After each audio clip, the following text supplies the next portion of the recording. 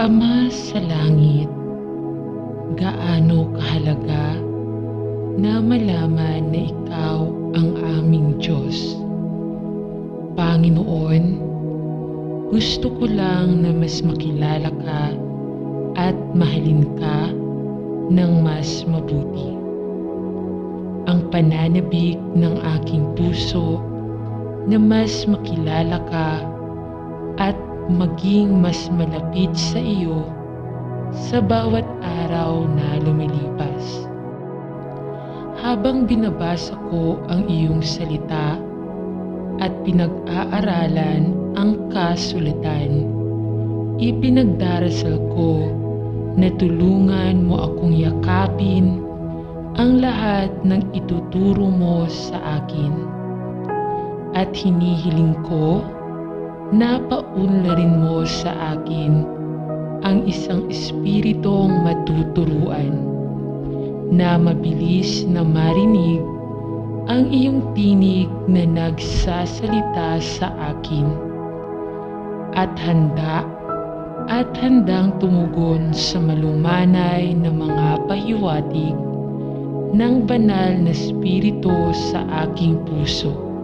Sinasabi nito sa iyong salita na ang iyong mga tao ay nawasak dahil sa kakulangan ng kaalaman at Panginoon, ipinagdarasal ko na tulungan mo akong magbasa, markahan, matuto at sa loob ay tunawin ang lahat ng ituturo mo sa akin sa kasulatan. Dahil gusto kong makapagbigay ng sagot sa pag-asa na nasa akin. Sapagkat gusto ko at nais kong ibahagi ang katotohanan ng maluwalhating ebanghelyo ng biyaya sa lahat ng aking nakikilala. Sa iyong mga kamay ay ibinibigay ko ang aking buhay at nananalangin ako na ako ay mabuhay araw-araw sa iyong papuri at kaluwalhatian. Sa pangalan ni Jesus, Amen.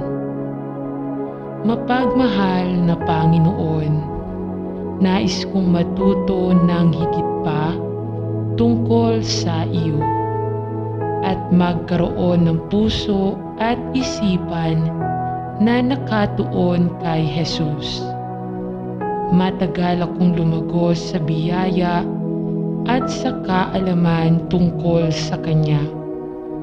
At kaya, ipinagdarasal ko na magkaroon ka sa akin ng malalim na pagnanais na masigasig na pag-aralan ang iyong salita at matutong ilapat ang mga katotohanan at prinsipyo sa loob ng aking sariling buhay sa iyong papuri at kaluwalhatian.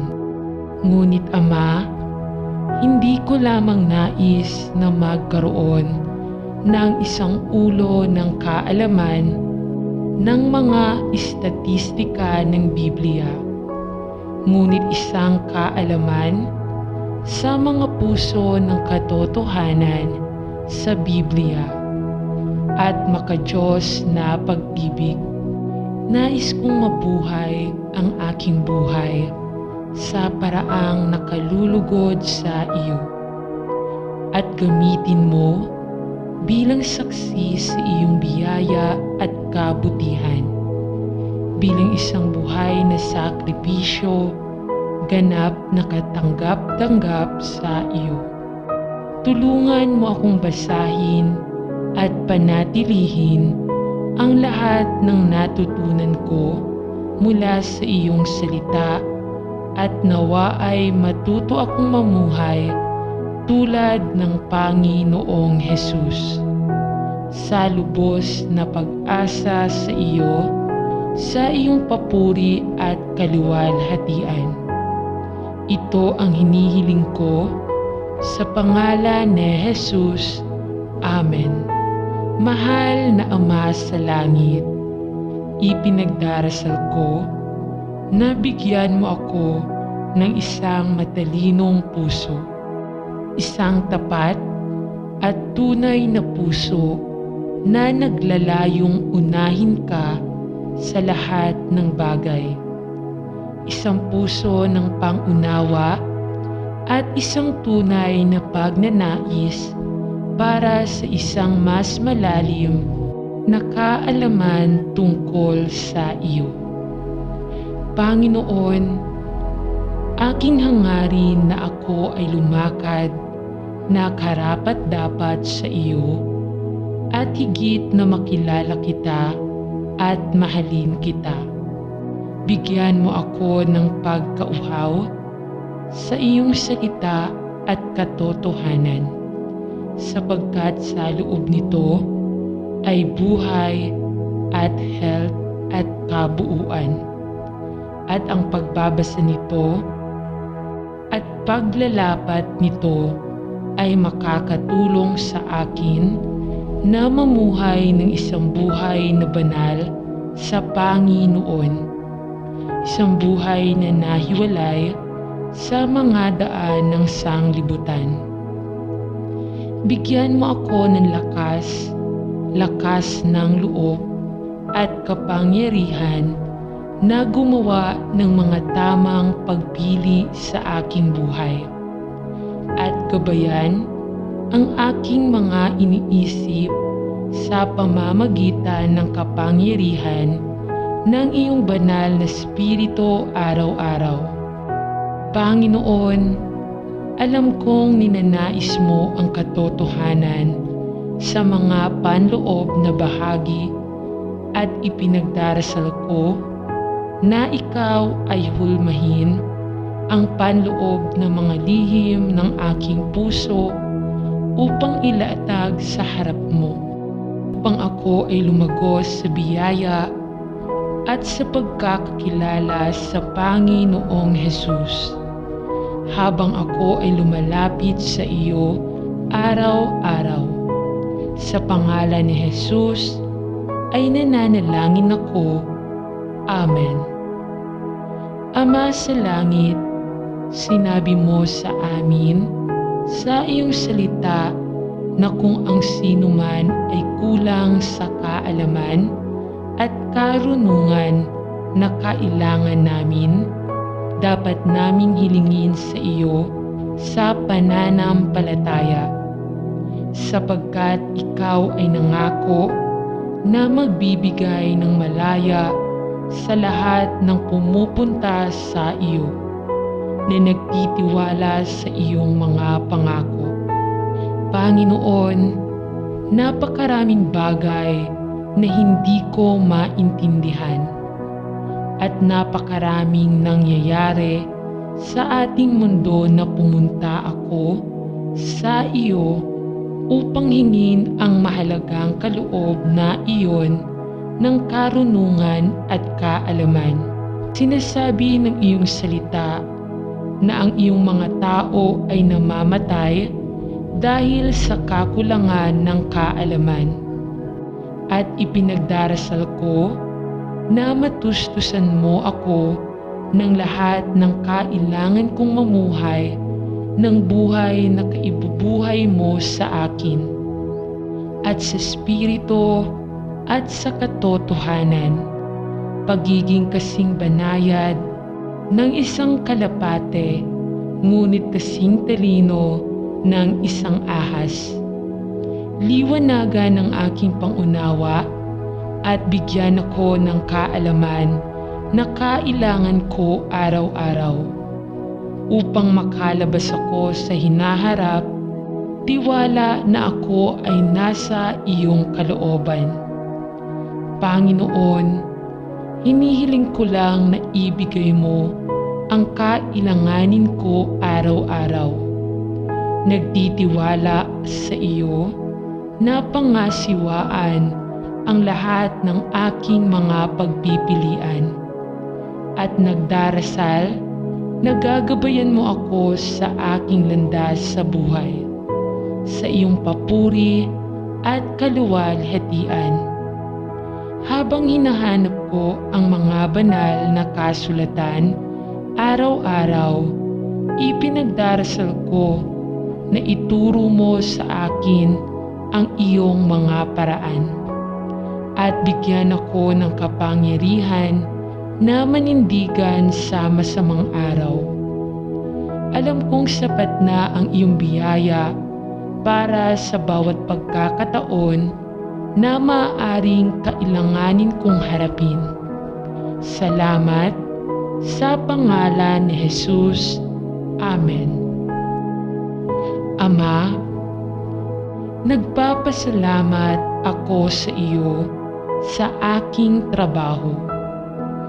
Alam kong nilikha mo kami upang mamuhay ng kapaki-pakinabang at produktibong buhay, habang nagbibigay din ng mga pangangailangan at pangangailangan ng aming mga pamilya. Napakaraming bagay sa aking buhay sa trabaho ang nagbabago, at ang kaalaman at professional na mga kasanayan ay patuloy na kailangang i-update at pagbutihan. At kaya, hinihiling ko sa Panginoon na bibigyan mo ako ng kinakailangang kaalaman, pagsasanay at kasanayan upang patuloy kong maisakatuparan ang aking workload productively at sa abot ng aking makakaya. Pagpalain ang mga gawa ng aking mga kamay. Protektahan at ibigay na ipinagdarasal ko para sa aking pamilya, at nawa ay gamitin kita upang ipakita ang pagmamahal ni Jesus sa aking mga tagapamahala, kasamahan at mga kasamahan sa trabaho, upang si Kristo ay maluwalhati sa lahat ng aking ginagawa. Ito ang hinihiling ko sa pangalan ni Jesus. Amen. Panginoong Jesus, Ikaw ang aking kahangahangang halimbawa, at mula sa iyo ay nagmumula ang karunungan, kaalaman at pangunawa. Ipagkaloob mo sa akin na manalangin ako sa iyong kaalaman mula sa itaas, sapagkat alam ko na ang takot sa Panginoon ay ang simula ng karunungan, at mula sa iyong bibig ay nanggagaling ang pag-unawa at kaalaman. Panginoon, hindi ang karunungan ng sanglibutan ang hinahanap ko, sapagkat alam ko na ito ay kamangmangan sa iyong mga mata.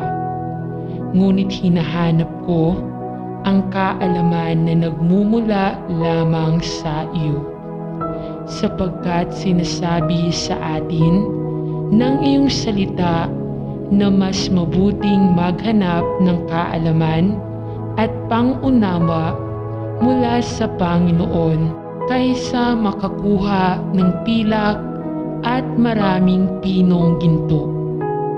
Bigyan mo ako ng kababaang loob ng puso at isang espiritong matuturuan, sapagkat ipinahahayag ko na sa akin ay walang mabuting bagay.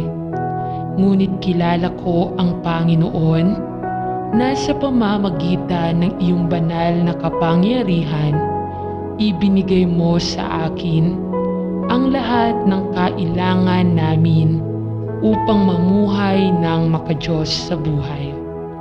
Sa pamamagitan ng aming kaalaman tungkol kay Jesus na tumawag sa amin sa pamamagitan ng kanyang sariling kaluwalhatian at kabutihan. Purihin ang iyong banal na pangalan. Purihin ang iyong banal na pangalan. Amen.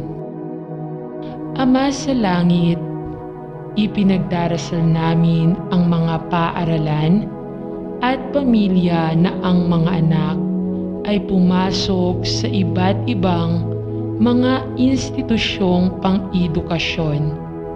At hinihiling namin na ikaw ay minamaliit sa awa at biyaya sa parehong mga kawani at mga mag-aaral sa iba't ibang paaralan, kolehiyo at lugar ng pag-aaral sa ating bansa at sa buong mas malawak na mundo.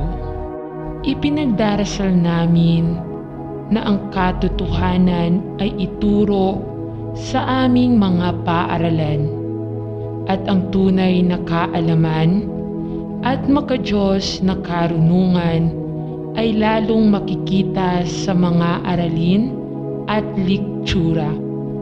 Ipinagdarasal namin ang mga mag-aaral na ang pananampalataya ay maaaring masira ng karunungan ng mundo.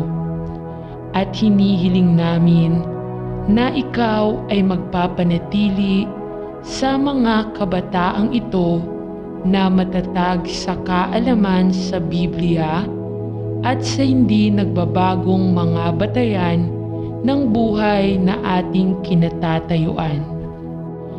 Idirekta at pamahalaan ang mga paaralan at mga institusyong pang-edukasyon ng ating lupain at bigyan ang mga kawani at mag-aaral ng kaalaman at pag-unawa sa salita ng Diyos at pagnanais para sa katotohanan.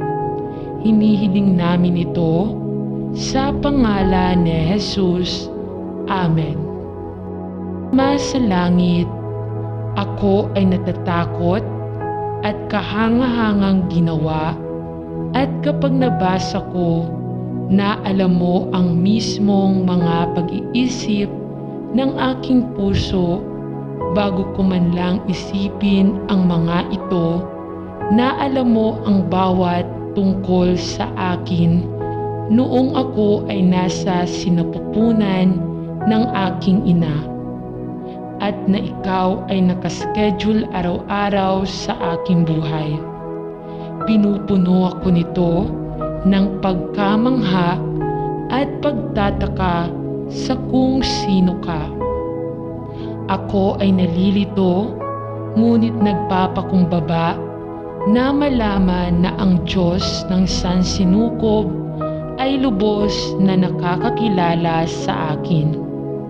Panginoon, ako ay nananabik para sa higit na kaalaman tungkol sa iyo.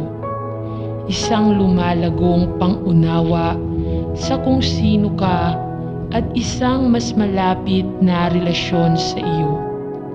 At kaya, ipinagdarasal ko na sa iyong biyaya at awa, bibigyan mo ako ng isang patuloy na lumalalim na kaalaman tungkol sa iyo, sa isang mas dalisay na pag-unawa sa iyong mapagbiyayang mga paraan at banal na katangian. Turuan mo ako kung paano mamuhay ayon sa iyong ikabubuhay. At nawa ay ang lahat ng aking sabihin at gawin ay maging gaya ng sa Panginoon, sa iyong papuri at kaluwalhatian. Gamitin mo ako sa anumang paraan sa iyong pipiliin, at ipinagdarasal ko na si Kristo ay makita sa akin. Si Juan Bautista ang nagsabi, ang dapat bumaba at siya ay dapat dumami, at ako ay dapat dumami.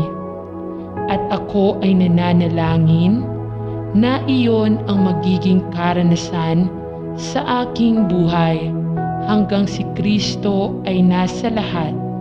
Sa pangalan ni Jesus, Amen. Ama sa langit, ihanda ko ang aking puso na nananalangin ako at tulungan akong maging masipag sa aking pag-aaral. Hinihiling ko na ang aking isip ay tumanggap sa mga katotohanang aking natutuhan at maaari kong mapanitili at maalala ang aking binabasa at magkaroon ng mas malalim na pag-unawa sa lahat ng aking natutuhan. Bigyan mo ako ng matinding pagnanais na mag-aral, mas mataas na pag-unawa sa aking natutuhan at paunlarin sa akin ang kakayahang manatiling alerto sa espiritu, kaluluwa at katawan.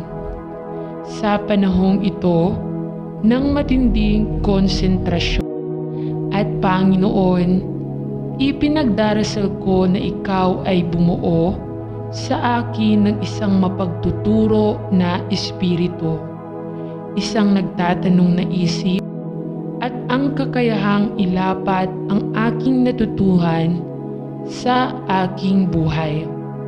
Ito ang hinihiling ko sa pangalan ni Jesus. Amen. Ama sa langit, ang mga bagay na nangyayari sa mundo ngayon ay lumalala at lumalala. Tulad ng sinabi ng Biblia na mangyayari sa mga huling panahon na ito, at tinitingnan namin sa iyo para sa kaalaman at karunungan sa panahong ang lahat ng nag-uugnay sa Diyos at kabanalan ay labis na inaatake at napakabilis na nabubulok. Ama, alam natin na ang Biblia ay ang iyong salita ng katotohanan. At gayunpaman, sa buong bansa ay nawawalan na ito ng otoridad at paggalang at napapalitan ng secular na humanismo at isang anti-Diyos na agenda. Ama, alam natin na ang Panginoong Jesus ay paparating na upang hatulan ang mga bansa ng katwiran at katotohanan. Ngunit ipinagdarasal namin na habang hinihintay natin ang kanyang pagbabalik sa anumang araw, na ipagkakaloob mo sa amin ang iyong kaalaman at karunungan upang malaman kung ano ang gagawin at kung paano kumilos sa isang mundo na umiikot sa labas ng kontrol. Ipinagdarasal namin na si Jesus ay darating sa lalong madaling panahon. Sa kanyang pangalan ay nananalangin kami. Amen. Mahal kong Ama sa langit, mahal ko ang iyong salita at nagpapasalamat ako sa iyo sa karunungan at pagkaunawa na ibinigay mo sa akin ng may kagandahang loob. Gustong-gusto kong basahin ang Biblia at pag-aaral tungkol sa iyo. Ito ay nagpapakilig sa akin na makipag-usap tungkol kay Jesus sa iba at magtsismisan ang ebanghelyo ng biyaya. Ngunit madalas kong makita na hindi ko maalala ang mga katotohanan sa Biblia na itinuro sa akin at mga sanggunian sa banal na kasulatan na nabasa ko. Panginoon, ipinagdarasal ko na tulungan mo akong panatilihin, alalahanin ang kaalaman sa Biblia na mayroon ako. at maaalala ang magagandang katotohanan ng iyong salita na ipinakita sa akin. Tulungan mo akong alalahanin ang mga talata sa banal na kasulatan at panatilihin ang mga katotohanan sa Biblia at turuan mo ako at higit pa sa iyong pagmamahal at biyaya. Tinatanong ko ito sa pangalan ni Jesus. Amen. Mahal na Panginoong Jesus, Ikaw ang walang kamatayan, di nakikitang makapangyarihang lahat at nakakaalam ng lahat na Diyos, na karapat-dapat sa lahat ng papuri at pagsamba. Sa iyo lahat ng bagay ay umiiral at pinagsasama-sama, at walang nakatago sa iyong paningin. Dinala mo ako sa iyong pamilya, tinakpan mo ako ng iyong balabal ng katwiran at ipinagkaloob sa akin ang hindi matatawaran na kayamanan ng iyong kahangahangang biyaya, kung saan pinupuri ko at pinasasalamatan ang iyong banal na pangalan.